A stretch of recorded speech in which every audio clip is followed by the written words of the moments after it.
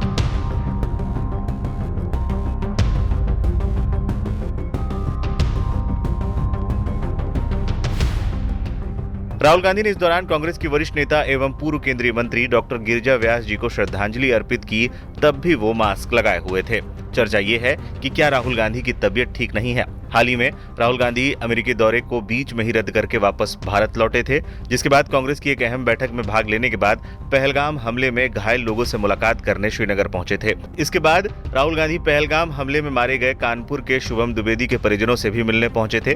इस बीच शुक्रवार को जब राहुल गांधी कांग्रेस की बैठक में पहुंचे तो मास्क लगाए हुए नजर आए, जिसके बाद चर्चाओं का बाजार गर्म हो गया। हालांकि बैठक के दौरान वो मास्क हटाए हुए भी नजर आए थे। बैठक के बाद प्रेस कॉन्फ्रेंस में कांग्रेस नेताओं ने जानकारी देते हुए बताया, सीडब्ल्यूसी की बैठक में इस देश के अत्यंत सुरक्षित माने जाने वाले क्षेत्र में हुई इस घटना को सुरक्षा में गंभीर चूक मानते हुए उसकी समयबद्ध और स्पष्ट जवाबदेही तय किए जाने की अपनी पूर्व मांग को दोहराती है। देश की जनता को पारदर्शिता और जवाबदेही मिलनी चाहिए, ये उनका अधिकार है। बताते चले, बैठक में जातीय जनगणना को लेकर भी बातचीत हुई, जिसको लेकर राहुल गांधी ने कुछ दिनों पहले एक प्रेस कॉन्फ्रेंस में अपनी बात रखी थी। मैं आज कानपुर गया और वहाँ पे जो टेररिज्म के विक्टिम थे उनसे मैंने बात की, परिवार से मैंने बात की। कोल्ड ब्लडेड तरीके से उनके बेटे को मारा गया है, बिना मर्सी के।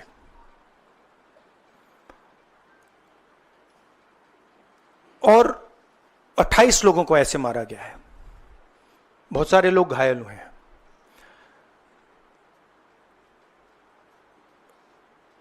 मैं इस पे कमेंट नहीं करना चाहता हूं ये कैसे हुआ। मैं सिर्फ ये कहना चाहता हूं कि जिन लोगों ने ये किया है, जो भी हैं, कहां भी हैं, they have to pay for this and they have to pay for it properly, not in some half-hearted way, ऐसे आलतू फालतू तरीके से नहीं। दे हैव टू पे फॉर इट प्रॉपरली, कि इनको याद रहे कि हिंदुस्तान के साथ ये नहीं किया जा सकता है। हमने क्लियरली ऑपोजिशन की और सरकार की मीटिंग में क्लियर हमने लाइन दी है, यूनानिमस लाइन, कि जो हुआ है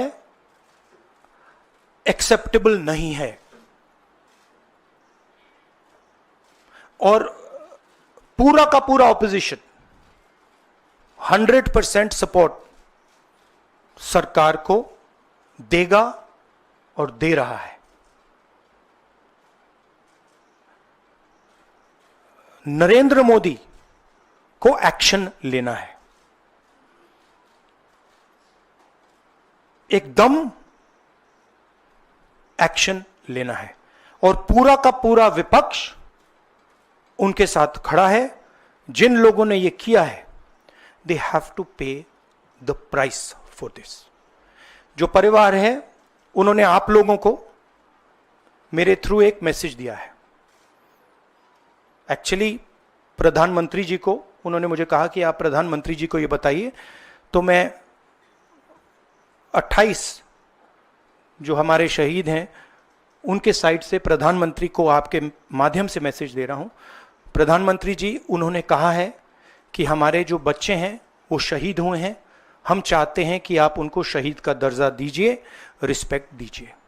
ये हमने ऑर्गेनाइज तरीके से बहुत गहराई से कैंपेन चलाया है, ग्रास रूट लेवल पे कैंपेन चलाया है, और महीनों से हम ये कैंपेन चला रहे हैं और इस कैंपेन का असर पड़ा है, इफेक्ट आया है, और इसीलिए इन्होंने ये डिसीजन लिया है। बट कास्ट सेंसस जो मैंने आपसे बोला, ये दरवाजा खोलने का तरीका है, उसके बाद रियल विकास का काम शुरू होगा। एक बार हमें इंफॉर्मेशन मिलेगी तो फिर हम उस इंफॉर्मेशन के बेसिस पे हम एक्शन ले पाएंगे। मैं आपको 2-3 उदाहरण देता हूं। तेलंगाना के कास्ट सेंसस में से इंफॉर्मेशन किस ग्रैन्युलैरिटी की आ रही है और किस टाइप की इंफॉर्मेशन आ रही है। तेलंगाना में जो कॉर्पोरेट स्ट्रक्चर है,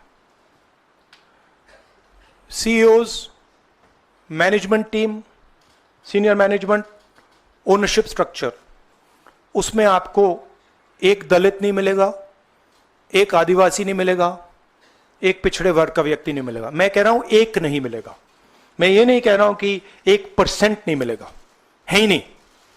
90% of India is not represented there, first.